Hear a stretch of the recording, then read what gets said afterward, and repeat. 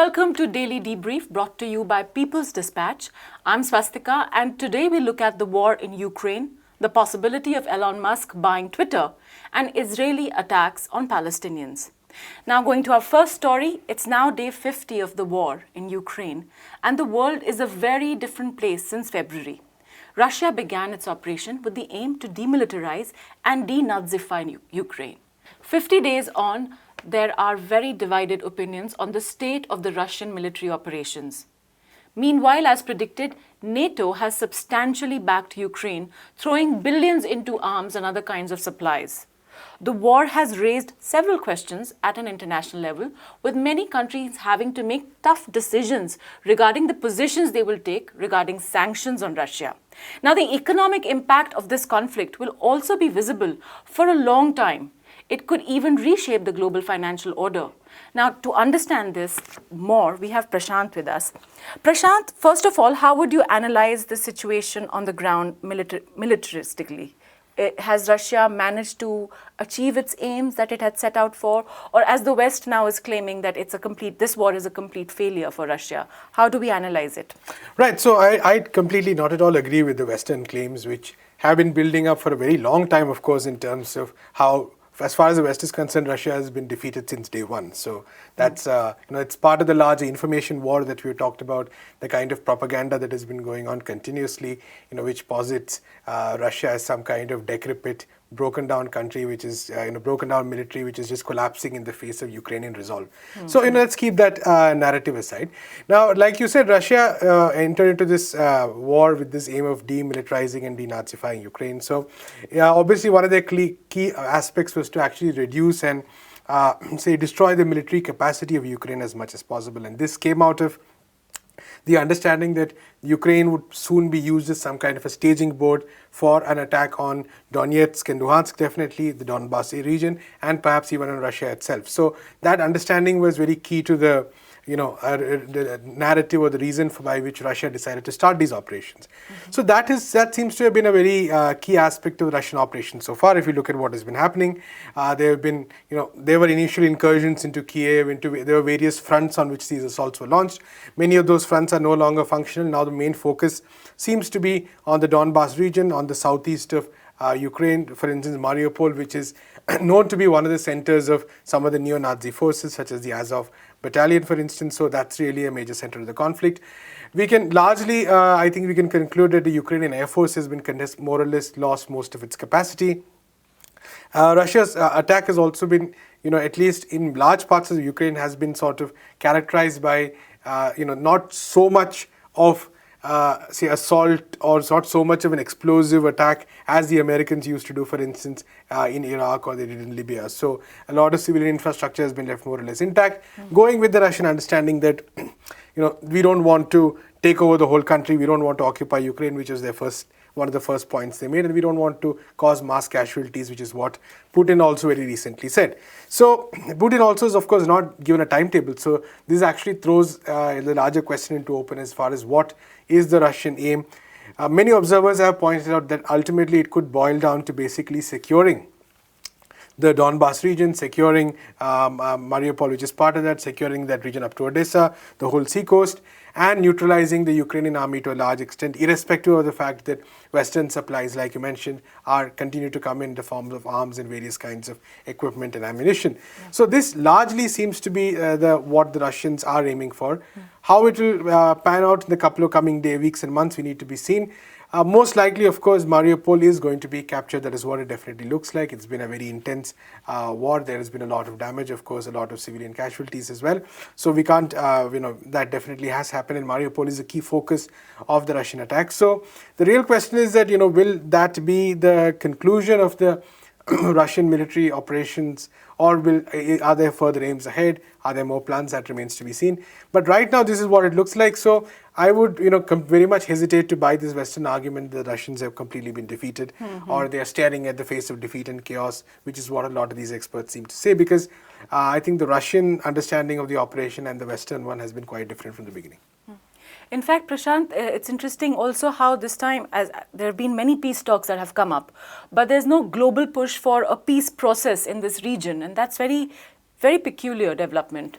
Right, so I'd say there are two reasons for this. The first is the fact that, let's be very clear, this is not just a war between Russia and Ukraine. This is a war between Russia and NATO. Because NATO is not neutral, or NATO or the West or the European Union, the United States, they're not neutral players in this war. They're very clearly supplying a huge amount of, even Biden made announcements recently. Yes. It was a second major announcement. So they're clearly supplying weapons. There are reports, of course, of even NATO personnel in Mariupol and in other places in Ukraine engaged in training exercises and engaged in providing directions. So this is definitely, so there is no incentive as far as the West is concerned to de-escalate this war, because they would like this to continue. And this is part of the larger Western and NATO push towards, trying to say restrict and encircle Russia as much as possible, and this for them is a golden opportunity to do that. So there is no doubt about the fact that there is no reason that the West wants peace. Now, for Ukraine, maybe it might be a different case at various points of time, although Zelensky has continued calling for escalations of offensives in various ways. For Russia also, I think there is a requirement that they want military operations to reach a particular stage before they completely commit to a series of peace talks. And they also have very clear demands of the Ukrainians, which I think the Ukrainians are, although many of them are quite reasonable demands, that, Russia be given a security guarantee, there be clarity on Donbass and Crimea. Nonetheless, the Ukrainians might find it difficult to accept some of these. And as for the global community, I think it's a larger problem, because many of the countries are now just purely engaging, across the world are engaging with it from the idea of, how do we either benefit from this situation, or how do we lose as less as possible from the situation? What's in it for us? Right. Yes. So that's really a key angle to the approach of many of these countries, which is why we don't see any global fora intervening so much. The United Nations has become a site for the United States and the West to push a very consistent anti-Russia agenda. Many other countries are taking a far more cautious approach. Of course, they're not imposing sanctions or joining the Western bandwagon. But I think nonetheless, they're also, except for vague calls for peace, there is no consistent global action in terms of groups of countries coming together, applying pressure, offering to mediate. That we're not seeing much of that. So I think we are in a situation where all the parties have, have not reached a stage perhaps where peace has become the biggest priority. And that's very unfortunate, because the impact of this war is going to be felt globally. You mentioned some of the economic consequences. Yes. These are going to escalate. The social crisis that we're going to see in terms of hunger, in terms of unemployment, in terms of inflation, these are going to be global crises. Absolutely. Right. So it is essential that peace actually come back.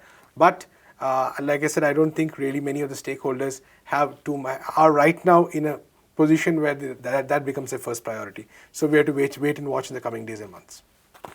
Our next story is from the world of technology. The world's richest man, Elon Musk, has made a bid for tech giant Twitter. Now, Musk already owns around 9% of the shares of the company and has offered to buy it out for around $43 billion. Now, his claim is that there has to be an inclusive area for free space. However, many have expressed concerns due to his own problematic politics. That aside, it is going to be quite difficult for Musk to actually take over the company due to financial reasons. Now, to know more about this, we have with us Bappa Sinha. Bappa, if you could tell us, what kind of offer is Musk making, and does he have any chance of success? So, Musk is making an offer to, like you said, acquire Twitter for $43 billion, Yes. Which works out to be for a share price of about $54. Twitter currently trades at about $45, right? So, that works out to be about 20% upside from the current share price. But what Musk is claiming is that he actually started buying Twitter about 2 months back. And at that time, Twitter's share was at like roughly $32, $33. So if you count it from there, and he has built a fairly substantial stake, a 9% stake in Twitter. So he's claiming that his buying Twitter, that 9% stake has brought up Twitter's share price. And if you start from the day he says he's started buying Twitter, 54 is about a 50% jump over where Twitter was. So he claims that's an attractive offer. But if you look at the Twitter's share price recently crashed, right? Last year, for much of the year, Twitter was trading at 70s. So 54 is kind of on the low side for a buyout, right? And so it's unlikely that Twitter's board will accept the offer.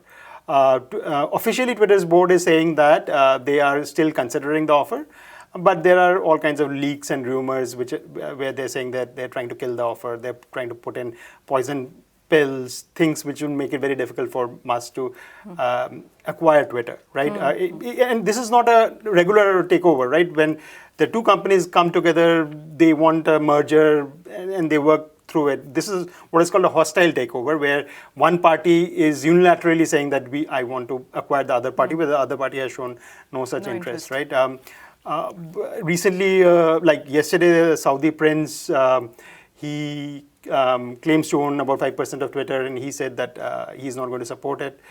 So there are various voices within Twitter, within the tech community, who are coming and saying that they're not going to support Musk taking over Twitter. But Musk has said that if the board rejects the offer, he will take it to the shareholders, which is that he will then take it to a outright vote by the shareholders to see if they want to take up his offer. Well, Bappa, Twitter is quite controversial for the kind of role it has played in social life. Now, Elon Musk has his own brand of politics, and like you said, if there is a merger, if at all these two entities do come together, what kind of politics is going to be at play? So, see, the thing is, what Elon Musk has publicly said is that Twitter now plays the role of a public town square, right? So it's basically a public space where people come in, which is true, right? I mean, true. Twitter is now where we do our political discussions, people express their views. It's a platform for politicians, for news organizations to put their views, right? And Musk claims to be a free speech absolutist. Yes. And so he says that he wants to take Twitter in that direction. Now, there are obviously questions about Musk himself. Musk is a very controversial personality. He is by no means a paragon of virtue regarding democracy and free speech. For example, a couple of years back when US did a coup in Bolivia and basically got rid of the democratically elected government of Evo Morales, there were reports at that time that one of the reasons for doing this was that US wanted to grab the access to the lithium mines in Bolivia. Bolivia has large lithium deposits, and Musk, for his Tesla cars, needed these lithium supplies for making batteries for the cars. And so they said that Musk was directly benefiting from that. A Twitter comment was made about that. Mm-hmm. And to that, Musk replied that we will coup whoever we want, deal with it. So that is Musk's democratic credentials. Okay. But if you look at it from the other side, the people who are claiming that, this is like such a outrage and how can a billionaire take over a company which plays such a crucial role in forming public opinion.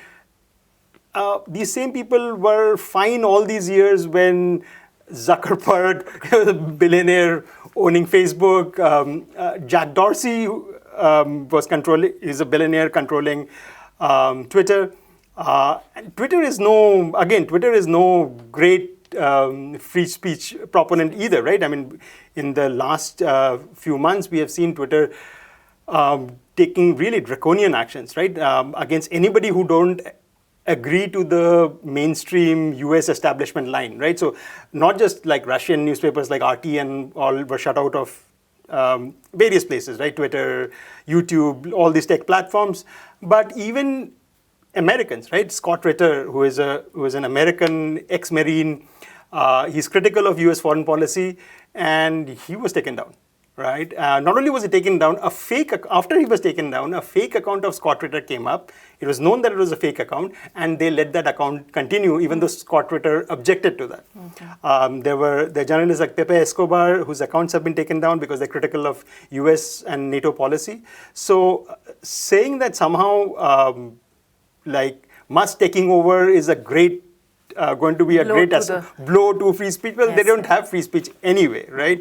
Mm-hmm. I think it brings up a bigger question that how should these tech monopolies be governed, and how and do they really have these are really privately owned companies, right? Mm-hmm. It doesn't matter if Musk owns it or Jack Dorsey or Zuckerberg, but these private individuals within the US and who clearly have a relationship with the US state, do they really have the right to censor online speech, which they are currently doing, right? So that's a bigger question. It's irrespective of whether Musk takes it over or whether somebody else owns it. And finally, Israeli forces once again attacked the iconic AlAqsa Mosque in Jerusalem on Friday, leaving over 150 Palestinians injured. The attack took place as thousands of worshippers were on the premises for Friday prayers. Hundreds of Palestinians have been injured. This is the latest attack on this mosque, which is a holy site for Muslims from across the globe. To understand the nature of this attack, let's go over to Abdul. Abdul, welcome to Daily Debrief. If you could start by describing us, Abdul, what had happened on the day of the Friday attack at AlAqsa Mosque. Also, a little bit about what was the reason for this attack and what has been the response to this attack, all these three bits. Okay, it is very difficult to assign a reason for Israeli occupation and the kind of attacks we have seen on AlAqsa. This is nothing new. It has happened quite often, and almost every few weeks we see such attacks. So on this particular day, basically this is Ramzan or Ramadan, basically a month in which the Muslims fast, and AlAqsa becomes a center of worshippers from all across the occupied Palestine. The people come and pray there for whatever religious reasons they have. So this time also, Friday, this is the second Friday of the current month of Ramadan, and in which thousands of Palestinians were gathered inside the mosque. And this was the early morning when the first Fajr prayer happened. Israeli forces, as per the reports, Israeli forces stormed the mosque without any pretext, without any reason given, and started attacking the worshippers. With their stun grenades, with their rubber bullet and tear gas, they charged on the Palestinians gathered there to pray, and in that basically attack, almost 150 Palestinians were injured, as per the reports by the Palestinian Red Crescent. More than 400 Palestinians were arrested, and so many other old Palestinians or the women or the kids, children who were there, they were all basically attacked. We have seen the videos in which even the women who are walking, just walking or trying to escape the violence, they have been attacked. They retaliated against this aggression, unprovoked aggression by the Israeli forces with whatever little they could. And as per the Israeli media reports, the Israeli police is claiming that they stormed AlAqsa only after the prayer was over, and only after it was confirmed that those who are there inside, some of them are quote unquote rioters who have indulged in violence in different parts of eastern Jerusalem. As we know, during this particular period, Israel, because it imposes a lot of restrictions on the movement of Palestinians in that region, Palestinian youth in particular revolts against it, resists it in whatever ways. So that Israelis call rioting. So that basically they claimed in their statement that these people were gathered inside the mosque at the time, and they entered just to kind of arrest them, which basically, and by the way, the Israeli police is also claiming that they did not use violence, which is false. We have seen video evidence of it. They have used massive violence inside the mosque. Actually, Abdul, this is not the first time AlAqsa has been targeted. It has happened over and over. And in fact, we saw last year how there were a series of attacks that culminated in the attack of Gaza, the brutal attack of Gaza. Why is it that AlAqsa becomes such a massive target over and over? Well, the basic reason behind it is the logic of occupation. AlAqsa being the symbol of Palestinian resistance. If you attack AlAqsa, if you keep it under control, of course, you kind of basically showing that the resistance has no popular support. If it is really popular, if it is really strong, it would have defended AlAqsa. But in a kind of, you can say, it's a provocative act by the Israeli aggression forces to say, see, if Al-Aqsa is not safe, no, none of you should think of being safe while resisting the Israeli occupation. So that is basically a symbolic point behind it. Of course, the immediate reason given again and again is that there are extremist Jews within the Zionist community who wants to reclaim the Temple Mount, as they say it, because we all know that this is the exact site where Israel Jews claim that their temple of Solomon was built. So they call it Temple Mount, and they basically try to claim it. So this provocations is basically, but that is, of course, that is, and on this particular occasion also, this time Ramzan has coincided with Jewish Passover festival, in which the extremist Jews want to sacrifice within the premises of the Al-Aqsa compound, which is not legal, which is not allowed, but they want to do it. So such provocations ultimately are basically linked to the idea which I think I referred earlier, that this is basically a symbolic gesture towards establishing that the occupation is beyond your resistance. If Al-Aqsa is not safe, nothing else is safe. So this is the basic reason that they again and again target. One more reason we can say, Al-Aqsa is also a large gathering place where all the Palestinians on every occasion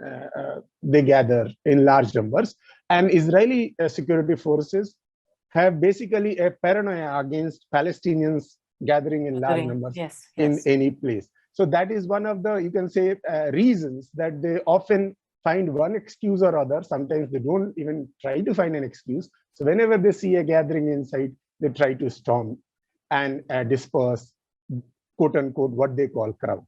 So this could be the logics behind it. Yeah. Well, thank you for those details, Abdul. Well, that's all we have with us on Daily Debrief. Do join us tomorrow for more and keep following us on People's Dispatch. Thank you.